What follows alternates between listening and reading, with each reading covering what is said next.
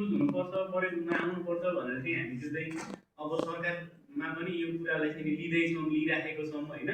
त्यो चाहिँ हाम्रो पहल चाहिँ भइराखेको छ।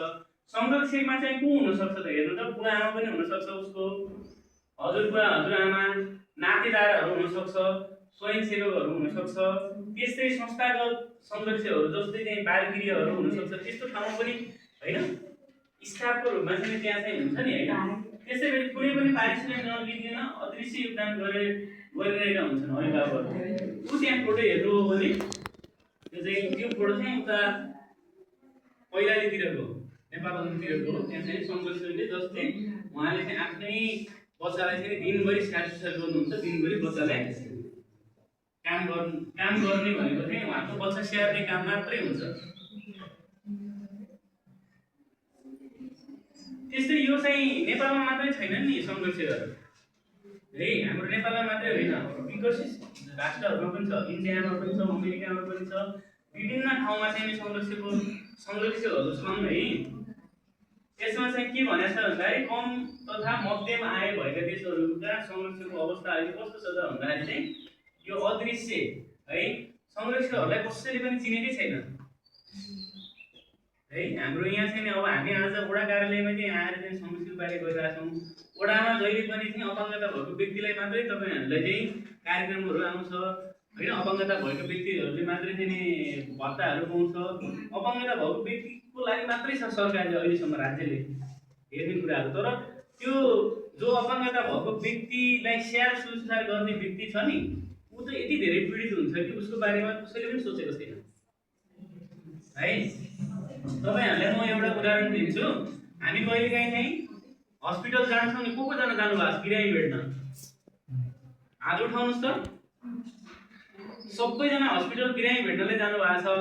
अनि हामी हस्पिटल गयो भने बिरामीलाई भेट्यो भने ज्वरो कम भएको कि छैन, खाना खायो कि खाएन होइन, दुखाइ कम भएको छ कि छैन, ठिक छ कि छैन, हामी बिरामीलाई मात्रै सोध्छौँ नि होइन। तर त्यो बिरामीलाई पुर्ने मान्छे हुन्छ नि, उसको स्याहार सुसार गर्ने मान्छेले खाना खाछ कि छैन, उसँग पैसा छ कि छैन, ऊ राति सुत्या छ कि छैन, हामीले कहिले याद गर्छौँ? हामीले बिरामीलाई मात्रै हेर्छौँ नि त। भनेको बिरामीलाई स्याहार सुसार गर्ने हस्पिटलमा पुर्ने जस्तो काम त सायदै पुर्ने मान्छेलाई मात्रै थाहा छ कति गाह्रो हुन्छ हस्पिटलमा बिरामी पुर्नलाई। त्यस्तै हाम्रो चाहिँ अपाङ्गता भएको व्यक्तिलाई चाहिँ स्याहार सुसार गर्ने मान्छेलाई धेरै समस्या छ, धेरै नै समस्या छ है। त्यस्तै चाहिँ अर्को भनेको चाहिँ एक्लिएको आइसोलेट भएको छ है। संरक्षक जो चाहिँ अपाङ्गता भएको व्यक्तिको चाहिँ स्याहार सुसार गर्ने मान्छे छ, त्यो चाहिँ आइसोलेट भएको छ, जो चाहिँ घरबाट बाहिर निस्किने मन पराउँदैन, घरबाट बाहिर निस्किने चाहँदैन, ऊ चाहिँ घरभित्रै बसिराखेको छ। किन त भन्दाखेरि चाहिँ उसलाई चाहिँ समाजबाट चाहिँ एकदमै वाक्क हुन्छ। ऊ घरबाट बाहिर निस्क्यो भने 100वटा क्वेसन सोध्छ, पठाइ भन्छ बच्चालाई, के भयो, यो भयो, त्यो भयो, यो गर, त्यहाँ चाहिँ वैद्य छ अथवा त्यहाँको औषधि खुवाऊ, फलाना ठाउँमा धामी छ त्यहाँ जाऊ, फलाना हस्पिटलमा जाऊ, अनेक कुराहरू चाहिँ क्वेसनहरू सोध्छ, जस कारणले गर्दाखेरि उसलाई मानसिक समस्या हुन्छ। ऊ चाहिँ एक्लिएको चाहिँ नि होइन, अरूबाट चाहिँ टाढा, सबभन्दा टाढा चाहिँ बसेको हुन्छ। त्यस्तै भनेको चाहिँ अर्को भनेको चाहिँ असुरक्षित होइन।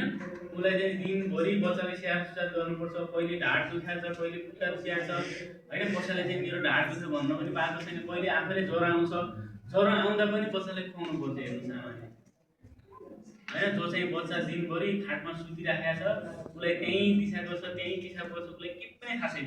अब त्यस्तो बच्चाले जसले चाहिँ मलाई दिशा आयो, मलाई भोक लाग्यो पनि भन्न सकेको छैन, अनि उसको चाहिँ स्याहार सुसार गर्ने आमालाई ज्वरो आयो भने त्यहाँ चाहिँ त्यो बच्चालाई खुवाउने मान्छे अर्को हुँदैन है। त्यस्तो खालको चाहिँ समस्या चाहिँ उहाँहरूले भोगिराख्नु भएको छ है। मानसिक समस्याहरू भोगिराख्नु भएको छ, शारीरिक समस्या भोगिराख्नु भएको छ। एउटा हामीले छ नि, एउटा थोरै तपाईँहरूलाई चाहिँ मैले एउटा जानकारी दिन खोजेको यो, हामीले एउटा चाहिँ हामीले सर्वेक्षण गरेका थियौँ काठमाडौँ, भक्तपुर, ललितपुरमा 324 जना चाहिँ केयरर्सहरू चाहिँ जो चाहिँ हुनुहुन्छ संरक्षकहरू, उहाँहरूको हामीले चाहिँ एउटा चाहिँ सर्वेक्षण गरेका थियौँ। उहाँहरूको अवस्था के छ।